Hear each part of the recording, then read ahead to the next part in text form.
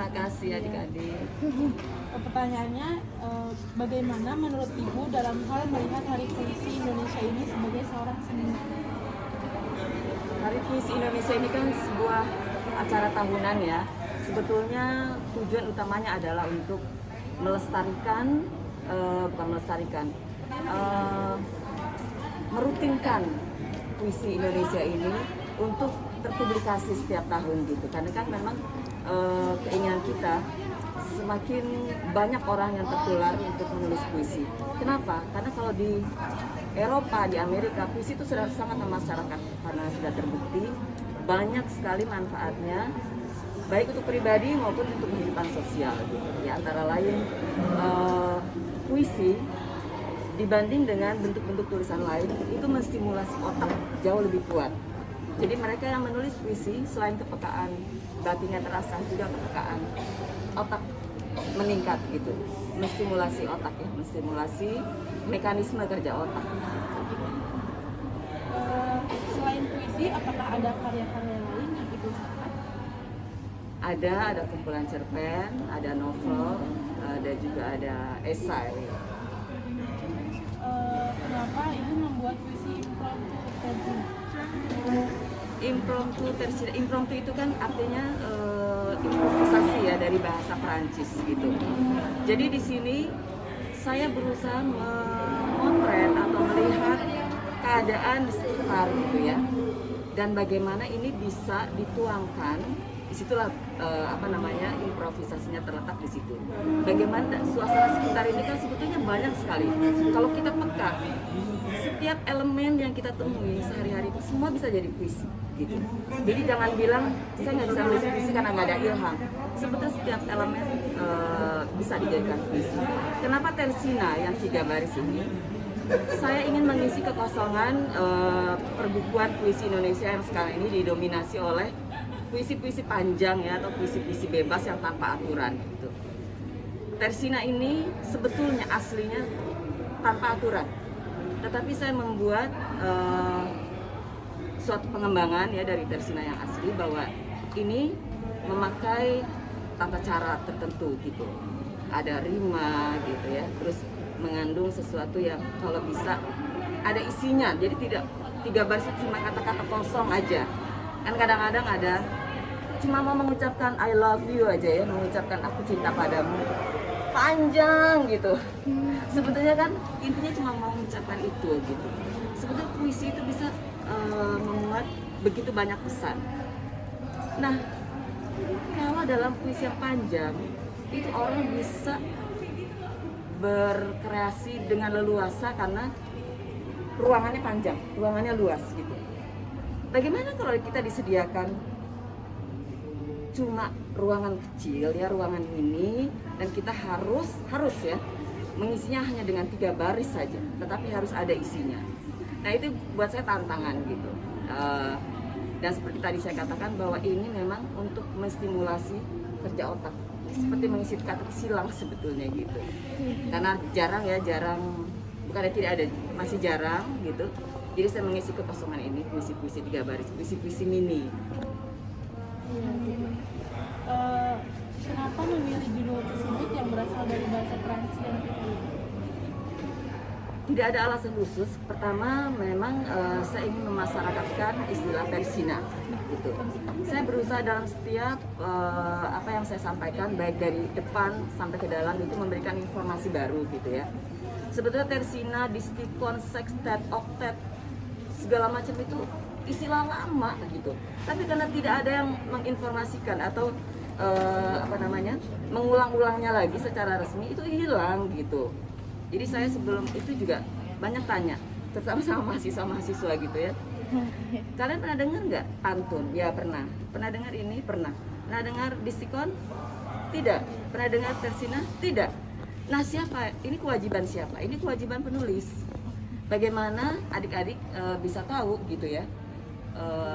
Apalagi untuk mereka yang kuliahnya di jelas-jelas di sastra gitu ya. Kalau tidak ada yang menulis, mereka tidak akan tahu gitu. Nah, saya ingin mengisi kekosongan itu. Impromptu, karena tadi seperti diterangkan tadi ya, impromptu adalah istilah musik. semua buku saya memang menggunakan istilah musik, ada kantata, ada sonata dan sebagainya. Nah di sini karena yang saya tulis ada tersina, sebuah lahan kecil puisi yang bisa memuat banyak hal sebetulnya, bisa melar ya, dalam arti maknanya, bukan dalam kata-katanya ya, dalam pilihan diksinya gitu. Jadi impromptu itu untuk menandai kesukaan saya pribadi terhadap musik. Tersina ya nama genre ininya ya, genre puisinya gitu. Sebenarnya makna puisi bagi ibu itu apa sih?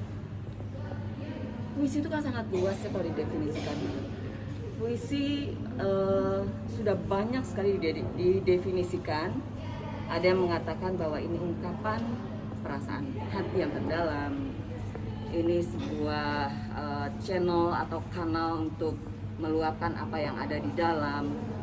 Banyak sekali. Tapi untuk saya, puisi adalah sebuah medium yang bisa digunakan seseorang untuk pertama, bukan hanya sebagai luapan perasaan, tapi juga bisa untuk mengedukasi.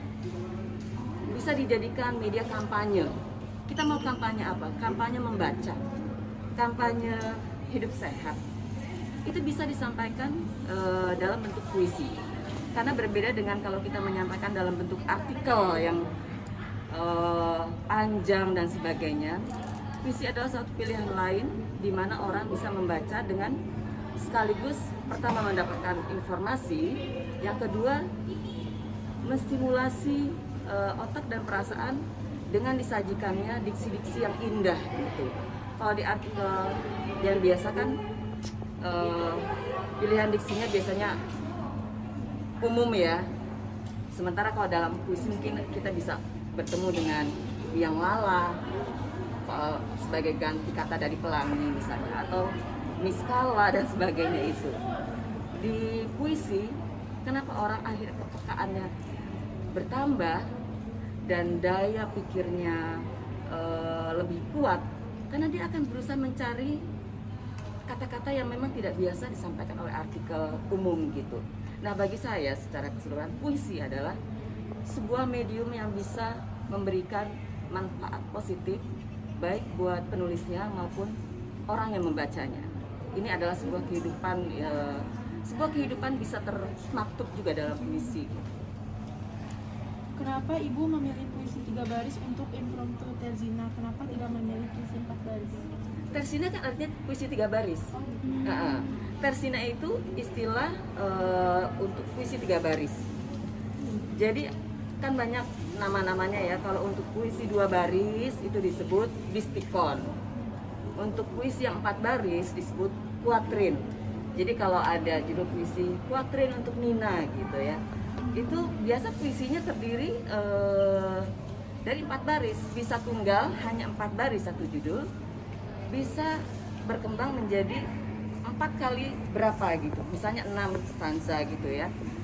Tapi kuatrin itu sudah menyatakan bahwa puisi ini pasti puisi 4 baris. Kalau tersina sudah pasti 3 baris gitu. Apakah ada hambatan dalam membuat sebuah puisi?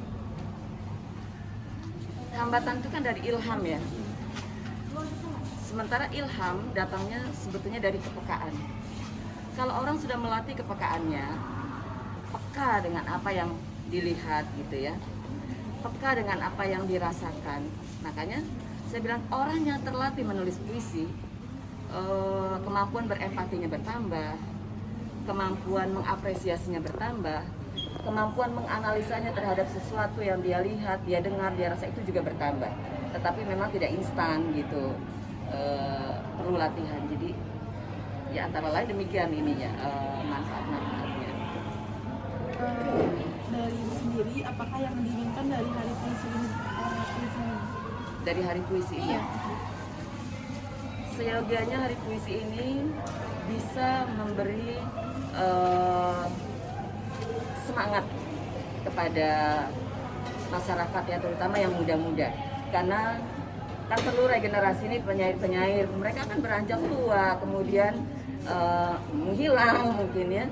Bagaimana hari puisi ini selalu memberikan spirit dengan membuat banyak kan acaranya ya, seperti tahun ini ada lomba menulis atau mencipta puisi di Facebook, lomba buku puisi gitu. Itu tak lain tak bukan sebetulnya untuk merangsang animo dan kreativitas masyarakat, terutama anak muda, yang sasarannya sebetulnya anak muda. Bagaimana kita bisa menciptakan generasi-generasi baru gitu. Makanya hari puisi ini rutin diadakan, apapun alasannya dan apapun halangannya, termasuk pandemi ini kan. Sekarang ya sudah 2 tahun pandemi, tapi hari puisi Indonesia tetap jalan dan animo untuk mengikuti lomba terus berlimpah. Jadi alhamdulillah setiap tahun jumlahnya selalu bertambah. Mungkin tahun depan adik-adik ini juga bisa ikut. Gitu. Amin. Baik, terima kasih atas waktunya Ibu. Sama-sama, terima Sekali kasih. lagi saya ucapkan selamat ya. Terima kasih ya. Iya. Oke. Terima